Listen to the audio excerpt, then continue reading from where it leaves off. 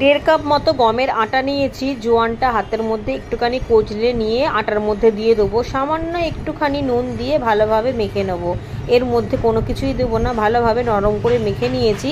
এবার গোল গোল করে বেলে নেবো। তাওয়াতে প্লেন সেঁকবো, রুটি করছি, কোনো পরোটা ফরোটা না। ভালোভাবে সেঁকে নেওয়ার পর ঘি দিয়ে দেবো। সাথে কিন্তু আলু ভাজাও বসিয়ে দিয়েছি। কালো জিরে শুকনো লঙ্কা ফোড়ন দিয়ে একটু মোটা মোটা করে আলু ভেজেছি। এই আলু ভাজাটা কিন্তু আমার ছেলে খেতে খুব ভালোবাসে। রুটিটা হয়ে যাবার পর দেখুন কত সুন্দরভাবে ঘিটা লাগানো হয়ে গিয়েছে। এর সাথে ওটস, খেজুর দিয়ে, কলা দিয়ে একটা দুধও রেডি করে নিয়েছি, সেটাও দিয়ে দেবো।